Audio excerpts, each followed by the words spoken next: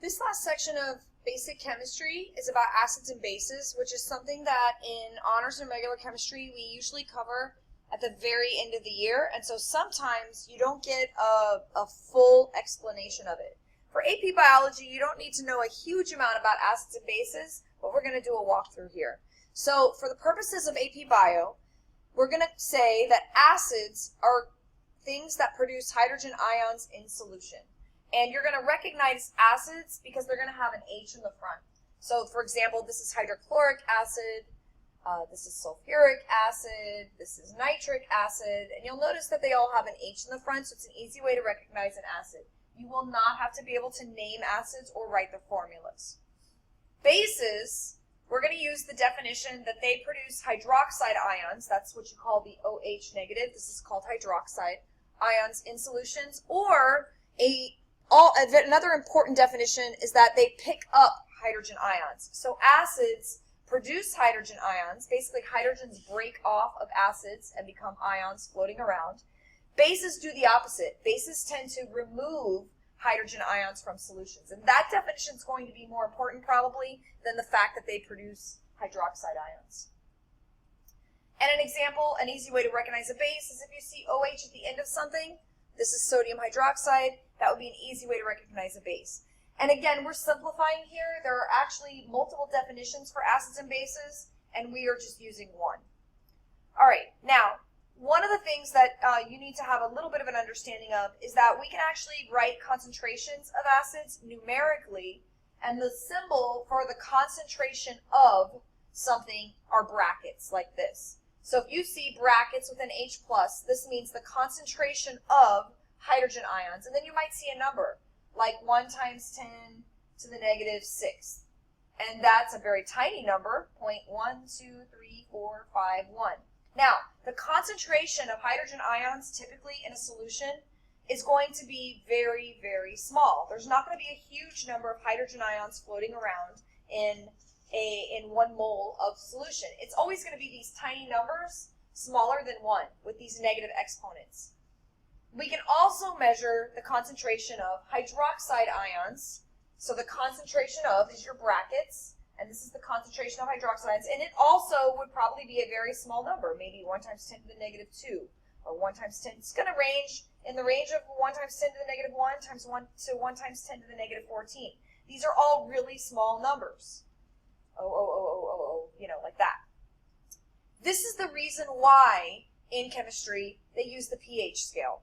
Because pH is a way of converting these really tiny numbers, like 1 times 10 to the negative 6, to normal whole numbers, or decimals. So 1 times 10 to the negative 6, if we get the pH of this, it actually is just 6, a normal number, instead of this teeny tiny number.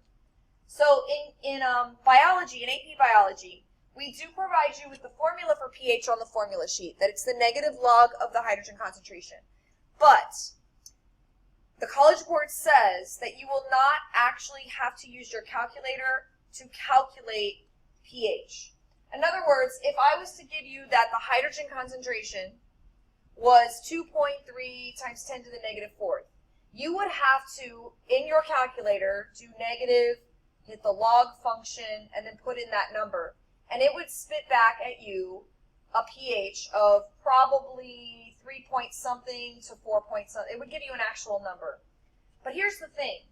And if you don't understand how logs work, technically you don't have to understand that for the purposes of our class. But here's the thing. If they give you a whole number, if they give you 1 times 10 to the negative 7th, for example, the pH will be 7.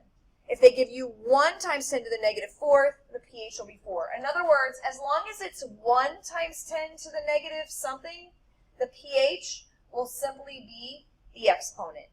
Positive, the positive form of the exponent. So if it's 1 times 10 to the negative 8th, the pH would be 8. And on the AP exam, we are told that you will only be given that. You won't be given something like 2.6 times 10 to the negative 8th, in which case it's not 8. It's going to be a number close to 8, but you would actually have to use that log function on your calculator. So that's how you can get a pH from a hydrogen concentration. Additionally, you could get what's called POH, which would be the negative log of the hydroxide concentration. And again, on the AP exam, you will not actually have to use a calculator to do this if they told you that the OH concentration was 1 times 10 to the negative 4th. The POH would just be 4. They will always give you 1 times 10 to the negative whatever. All right, the important thing here is that, and this is also on the formula sheet, pH plus POH equal 14. In other words, as the hydrogen concentration goes up, the OH or hydroxide concentration goes down, and they will always, the pH and POH will always add up to 14. So if they give you 1, you could figure out the other one. Now, this is the hardest concept, this little box right here. As my pH goes down, my hydrogen concentration is not actually going down, it's going up. And that's because of the nature of the fact that you're taking the negative log. So if the pH goes from 5 to 4,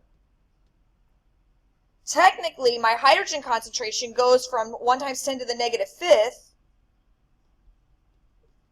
to 1 times 10 to the negative 4th. In other words, my hydrogen concentration actually went up 10 times. So here's what you have to know, because this is a sort of question that I have seen asked before. They could tell you this: the pH goes, let's just say, from 5 to 3.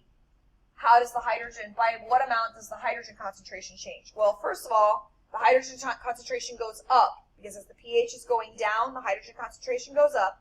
And to figure out by how much, the easiest way to do it, literally write it like this: 5, 4, 3. So the drop from 5 to 4, it's going to go up 10 times. The drop from 4 to 3, it's going to go up 10 more times, and you multiply, so it would go up 100 times. Let's say the pH went from 2 to 7.